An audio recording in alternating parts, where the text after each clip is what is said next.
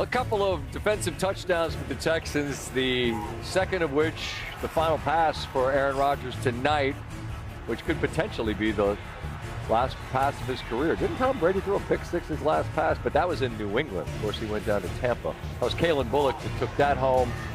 And we heard Rodgers on his future. There were also questions about Mike Tomlin and what might be next for him. Here's what he had to say. How do you approach a decision about your future? I'm not even in that mindset as I sit here tonight. I'm more in the mindset of what transpired in this stadium and, certainly what we did and didn't do. Not a big picture mentality as I sit here tonight. I mean, this league has changed a lot in my 21 years. When you hear a conversation about the Mike Tomlins of the world, Matt LaFleur's of the world, those are just two that kind of I've played for. And when I first got in the league, there wouldn't be conversation about whether those guys were on the hot seat. But the way that the league is covered now and the way that there's snap decisions and the validity given to the Twitter experts and all the, experts on TV now who make it seem like they know what the hell they're talking about. To me, that's an absolute joke. And for either of those two guys to be on the hot seat is really apropos of where we're at as a society and a league, because obviously Matt's done a lot of great things in Green Bay and we had a lot of success. Mike T has had more success than damn near anybody in the league, for the last 19, 20 years. And more than that, though, when you have the right guy and the culture is right, you don't think about making a change. But there's a lot of pressure that comes from the outside, and obviously that sways decisions from time to time, but it's not how I would do things and not how the league used to be. It's about what I would expect from Aaron. A little bit vague about what's next for him, but definitive as it relates to his belief in Mike T. Mike Tomlin is on this graphic alongside Marvin Lewis, though. 7 consecutive playoff losses. Of course, Lewis lost all 7. Mike Tomlin's career includes a Super Bowl victory, but it's been a while here in Pittsburgh since they've enjoyed postseason success, alongside Ryan Clark, who was part of the Steelers' proud tradition.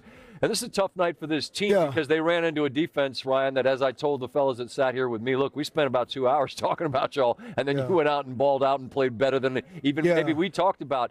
I guess the touchscreen is a perfect example of their ability to get home and then make it turn into points. Well, this is what's funny. It's about Sheldon Rankins. I don't think we mentioned his name. Maybe not. In the pregame. Maybe not. And now you're going to see with the way that they have it set up, this is to get a one-on-one for Sheldon Rankins.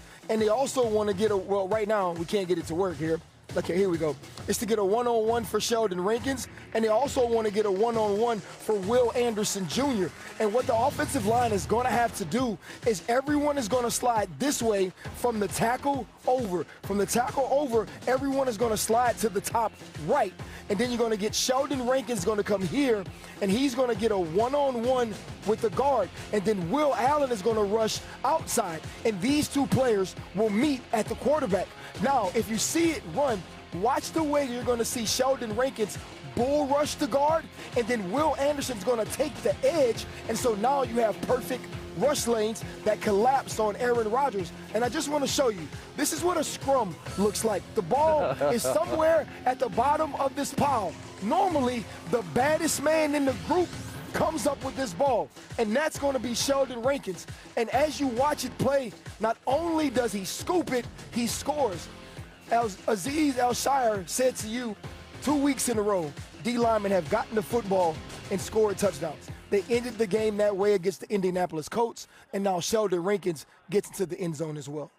Big man ball, and that'll make Swag happy. We talked to D'Amico Ryans before the game. How cool was that, by the way? Oh, it's the single best thing I've been a part of on Monday Night Countdown. Well, to hear that, because you know that that's not what coaches do, and he was kind enough to grant us that time. And a road playoff game. Right, and he was so incredibly calm, and he was so incredibly composed, and afterwards he had these thoughts about the way his defense performed tonight on the road against Pittsburgh to get this 30-6 victory.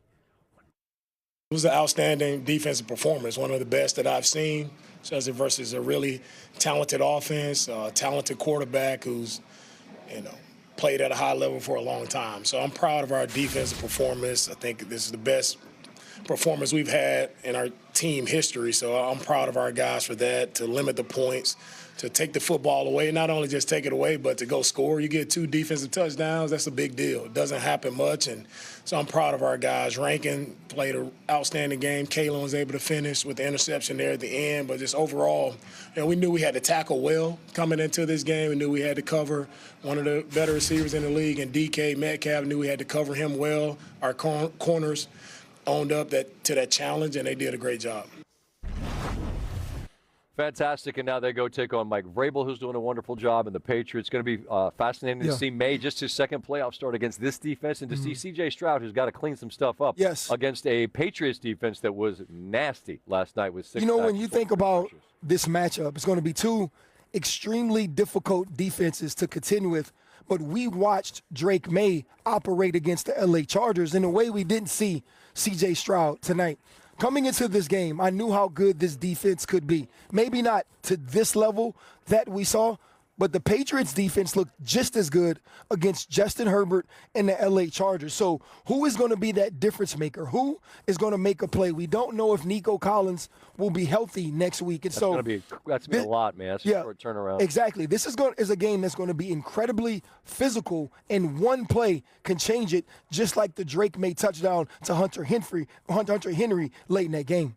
You know my affinity for Mike Tomlin. I got a blind spot for the guy, and I didn't play for him. So I can appreciate how difficult it will be to answer this question. I'm just interested in your perspective on where this franchise and Mike ought to go moving forward. So I'll say this.